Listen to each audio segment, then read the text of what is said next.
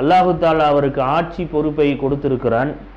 ஆட்சி பொறுப்பை கொடுத்து அல்லாஹ் அவரை கண்ணியப்படுத்தி இருக்கிற போது அந்த ஆட்சி அதிகாரத்தை வைத்து அல்லாஹ் கண்ணியப்படுத்தியவரை இவர் கேவலப்படுத்துவது, அல்லாஹ் யாரை கேவலப்படுத்தி இருக்கிறானோ அவரை இவர் கண்ணியப்படுத்துவது. அல்லாஹு தாலா சில பேருக்கு ஆட்சி அதிகாரத்தை கொடுத்திருக்கிறான். அவர் நாட்டை ஆள்பவராக இருந்தாலும் அல்லது ஒரு நிர்வாகத்தை ஆளக்கூடியவராக இருந்தாலும் யாராக இருந்தாலும் ஒரு தலைமை பொறுப்பு, ஒரு ஆட்சி பொறுப்பு என்று அவருக்கு தரப்பட்டிருக்கிற போது அதில் அவர் நீதமாக நடக்க வேண்டும். தனக்கு யாரெல்லாம் பிடிக்கிறார்களோ அவர்களிடத்தில் ஒரு மாதிரியாக நடப்பது, தனக்கு பிடிக்காதவர்களிடத்தில் தனக்கு பிடிக்கவில்லை என்கிற ஒரே காரணத்திற்காக அவர்கள் நல்லவர்களாக இருந்தாலும் அவர்களின் மீது அடக்குமுறைகளை கையாள்வது. ஆக இதுவெல்லாம் இப்படிப்பட்ட ஆட்சியாளர்கள், இப்படிப்பட்ட தலைவர்கள் அல்லாஹ் ரசூலுடைய சாபத்தை பெறக்கூடியவர்களில் மூன்றாவது நபர்.